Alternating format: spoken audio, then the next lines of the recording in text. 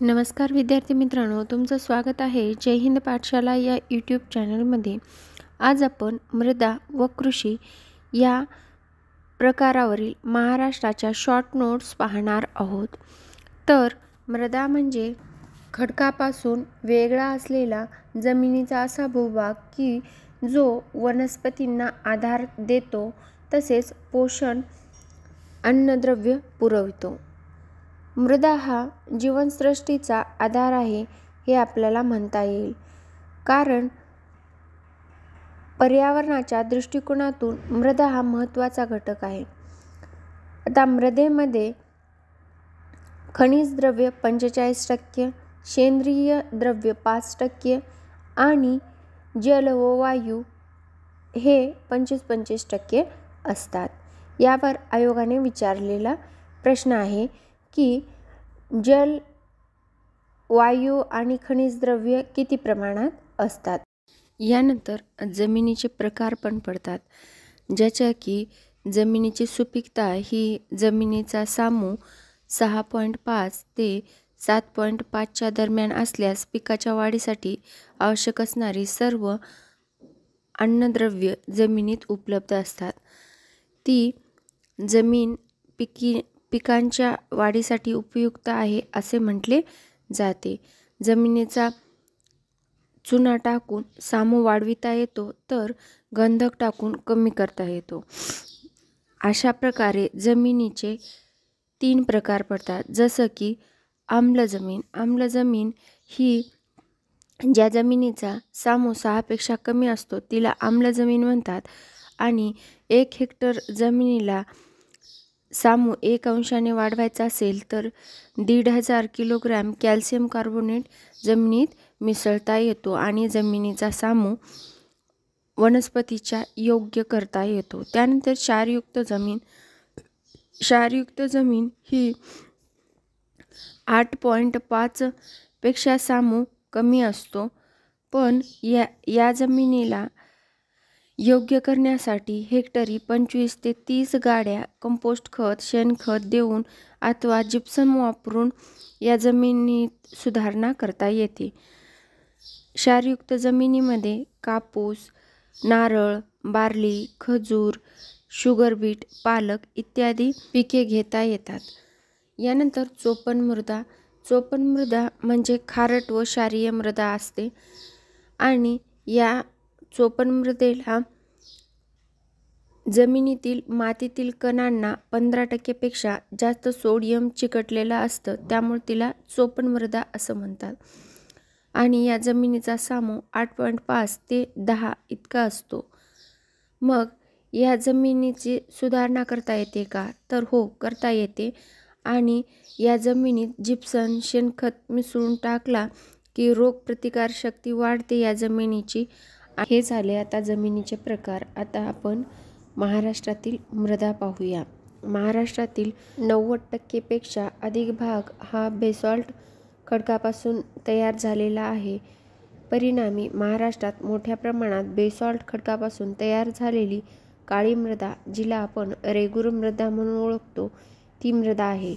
परंतु त्याचबरोबर वेगवेगळ्या प्रकारच्या मृदाही आपल्या महाराष्ट्रात आढळून येतात. साधारणतः 5 प्रकारच्या मृदा आपल्या महाराष्ट्रात आढळतात.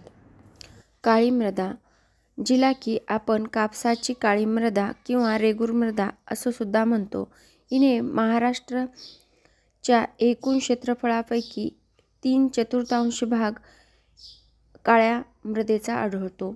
ही मृदा बेसॉल्ट खडकापासून तयार होते, म्हणून दख्खनच्या पठारावर या मृदेचे मोठ्या प्रमाणात आहे, कारण की दख्खनचा पठार बेसॉल्ट खडकापासून बनलेला आहे. काळ्या मृदेत पाणी, ओलावा धरण्याची क्षमता जास्त असते, कारण या मृदेत चुनखडीचं प्रमाण अधिक असते. तापी नदी खोऱ्यात या मृदेची सर्वाधिक जाडी आहे, जी की 6 सेंटीमीटरपर्यंत आहे. हिला काळा रंग का प्राप्त होतो? तर हिला टिटॅनिफेरस मॅग्नेटाइटमुळे काळा रंग प्राप्त होतो. आणि महाराष्ट्राचा 75% म्हणजे मी तुम्हाला सांगितल्याप्रमाणे 3/4 भाग ही काळ्या मृदेची आहे आणि दख्खनच्या पठारावर महाराष्ट्राच्या 86.7% भाग या काळ्या मृदेने व्यापलेला आहे.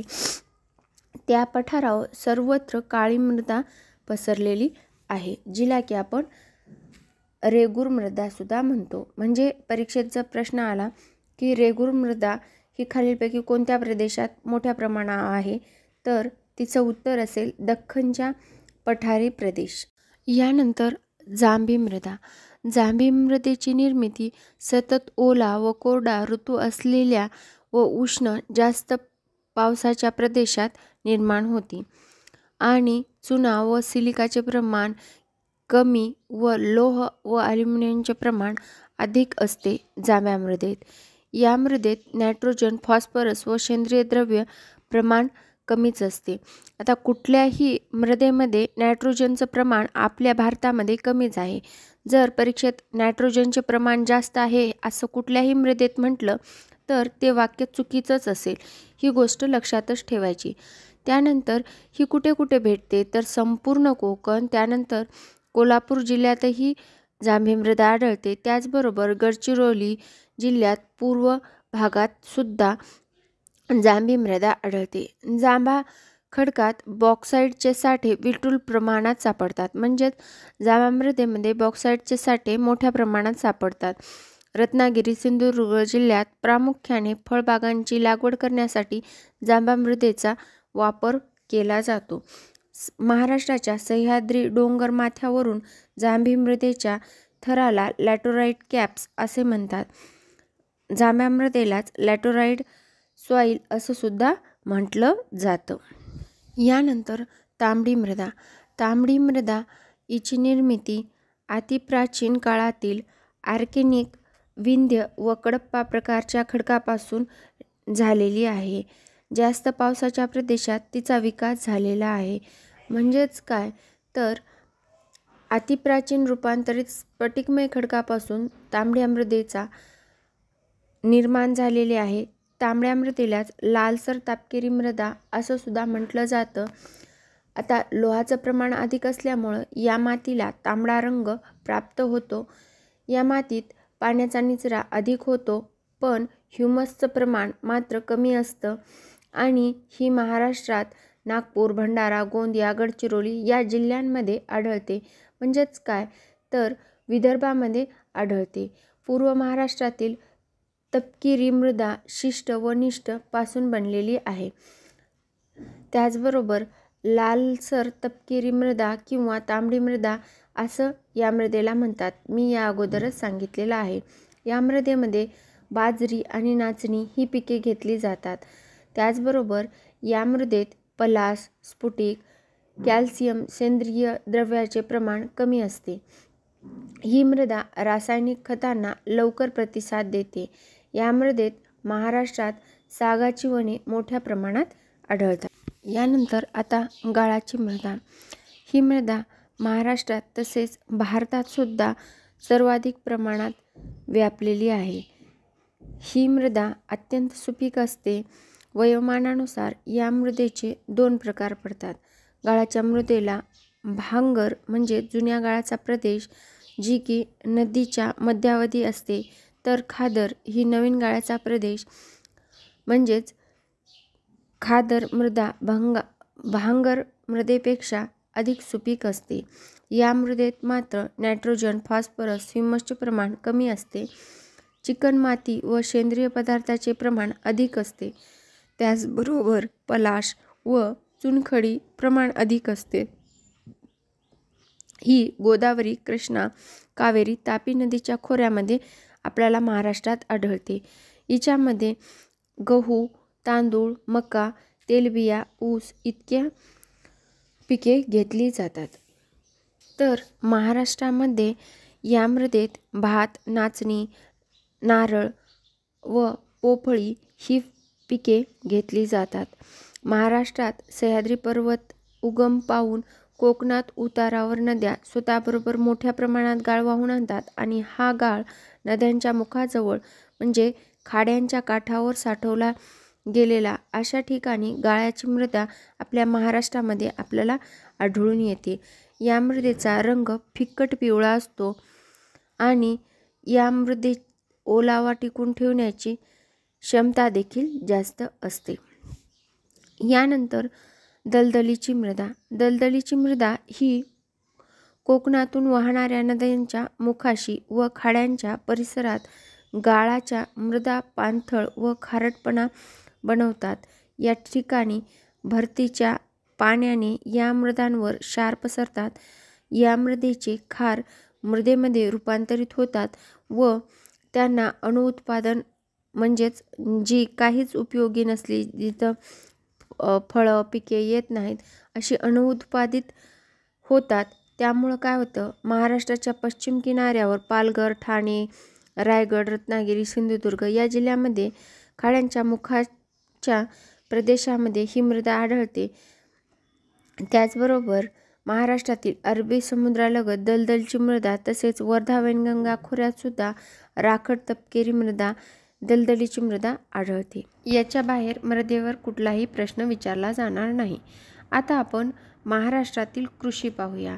महाराष्ट्रातील अर्थव्यवस्थेमध्ये शेतीला अनन्यसाधारण महत्त्व आहे. आजही महाराष्ट्रात प्रमुख व्यवसाय हा शेती आहे. राज्याच्या स्थूल उत्पन्नात कृषीचा वाटा 10.9% इतका आहे आणि 2011च्या महाराष्ट्र कृषी. आता महाराष्ट्रातील अर्थव्यवस्थेमध्ये शेतीला अनन्यसाधारण महत्त्व आहे हे तर आपल्याला माहीतच आहे, कारण आजही महाराष्ट्रात प्रमुख व्यवसाय हा शेतीच आहे आणि राज्याच्या स्थूल राष्ट्रीय उत्पन्नात कृषीचा वाटा 10.9% इतका आहे. तर 2011च्या जनगणनेनुसार कृषी व संलग्न क्षेत्राच्या राज्यातील एकूण रोजगार 52.7% इतका होता. कृषी या टॉपिकवर आपल्याला प्रश्न कसे विचारले जातात, तर आपल्याला यावर एकतर योजनेवर प्रश्न विचारले जातात, नाहीतर सेंद्रिय शेती कशी वापरली जाते किंवा प्रमुख खते कुठले सेंद्रिय शेती वापरण्यासाठी, या गोष्टीवर प्रश्न विचारले जातात. आणि त्याचबरोबर GI मानांकन आणि पशुसंवर्धन या गोष्टीवर प्रश्न विचारले जातात कृषीमध्ये. तर महाराष्ट्र हे कृषीप्रधान राज्य आहे आणि त्याचबरोबर GI मानांकन आणि पशुसंवर्धन यावर सुद्धा प्रश्न विचारले जातात.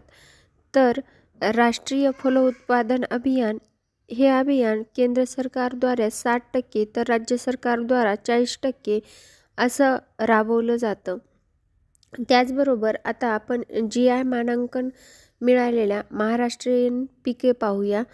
तर जळगावची केळी, लासलगावचा कांदा, महाबळेश्वरची स्ट्रॉबेरी, वेंगुर्लाचे काजू, वायगावची हळद, मराठवाड्याचा केसरी आंबा, मंगळवेढाची ज्वारी, नाशिकचे द्राक्ष, भिवापूरची मिरची, आजराची घनसाळी तांदूळ, पुरंदरचा अंजीर आणि रत्नागिरी, सिंधुदुर्ग, पालघर, ठाणे, रायगडचा हापूस आंबा, नागपूरची संत्री, जळगावचा मोसंबी, सोलापूरचं डाळिंब, डहाणूचं चिक्कू, नागपूरचं तूर डाळ, जळगावची वांगी, कारेगावचा घेवडा, बीडचं सीताफळ, कोल्हापूरचा गूळ आणि सांगलीचं बेदाणे, रत्नागिरी रायगडचं कोकम आणि सांगलीची हळद. एवढ्या गोष्टीला आपल्या महाराष्ट्राला GI टॅग भेटलेला आहे.